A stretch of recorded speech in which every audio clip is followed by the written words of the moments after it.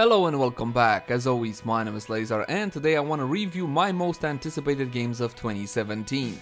When a new year starts, you are very hopeful because a lot of cool titles get announced and you get hyped and you want to pre-order and you want to check out these awesome games.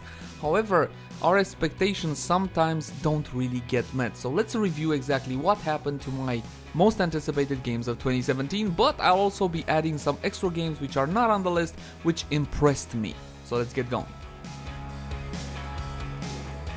Shadow of War was one of these titles. I played the original Shadow of Mordor and I thought it was absolutely outstanding. We don't really get a lot of good Lord of the Rings games, so that is one game I recommend to this day. You can get it for a cheapo price and it's absolutely outstanding.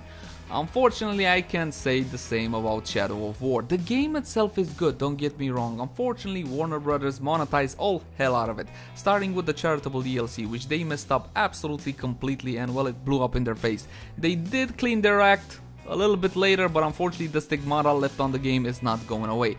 AAA release, $40 additional for the season pass, and you also have microtransactions. What?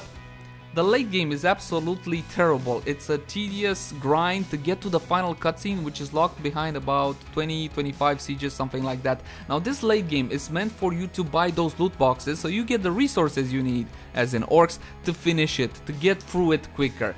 It really has no excuse, so for those reasons alone, I am not recommending this game. Don't get me wrong, the core game is absolutely great.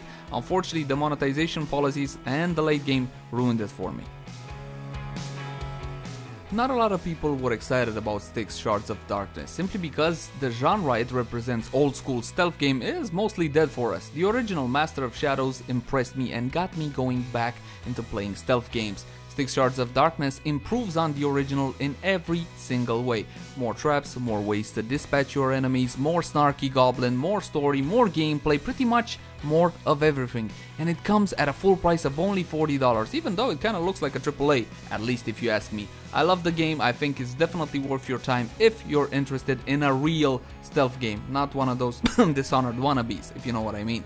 So definitely check out Master of Shadows and Shards of Darkness if you're into the old school stealth experience. Highly recommend.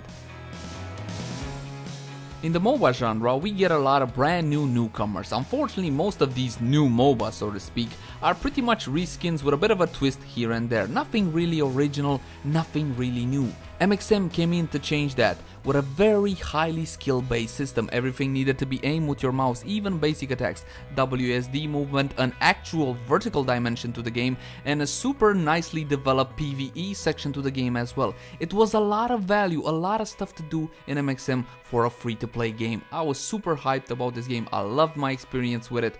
Unfortunately, it never really took off with players, so the game got closed down. I'm really sad to see MXM go. I was very hyped for it. It tried so much, but ultimately failed. Speaking of failures, Mass Effect Andromeda, a game I was so super excited about, and not just me. Back then, Mass Effect still had a pretty good following and BioWare still held some credibility. Unfortunately, Andromeda was released as is, rushed as all hell with a whole bunch of issues.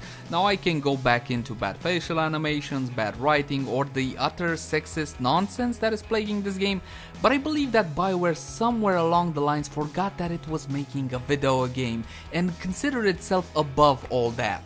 Unfortunately, what resulted is, well, a big pile of poo, which is Mass Effect Andromeda in a nutshell. I'm sorry, I can't recommend this game under any circumstances. Okay, maybe if you can pick it up on a sale on a $5-10, but this is not a Mass Effect game. What carried the Mass Effect games in part was the great story. This does not have a great story. It does have good gameplay though. I will give it that. The gunplay in Mass Effect Andromeda is pretty good.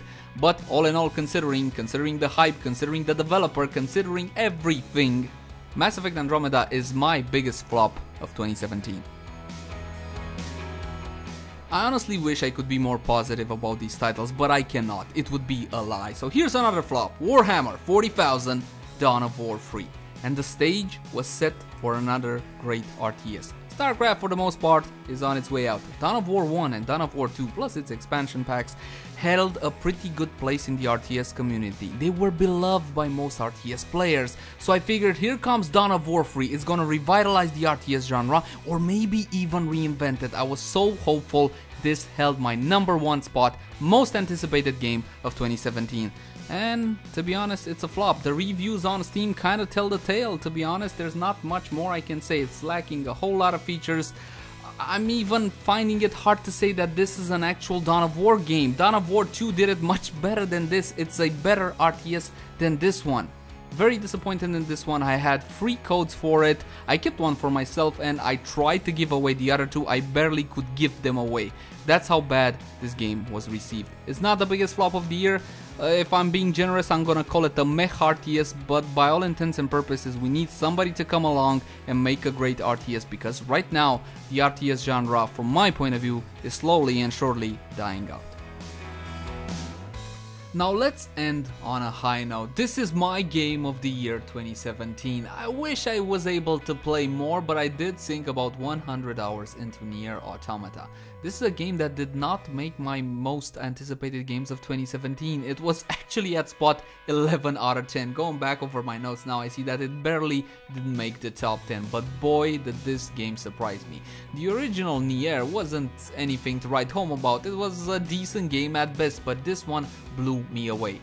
Fantastic gameplay, fantastic art style, a great story to boot, a very interesting universe, and I cannot wait to see the sequel. It's gotta have a sequel. This game was received pretty positively. Now, not everybody is quite as impressed as me, and I can kinda understand why that is. The game tackles very mature topics for the most part, but this is my recommendation to you. If you take anything away from 2017, take Nier Automata, pick it up, definitely worth your time. Just keep in mind that the visual aesthetic might not be for everyone. This is more anime-ish. And to be honest, I can't say I'm the biggest anime fan in the world, but this game really got to me. I loved it.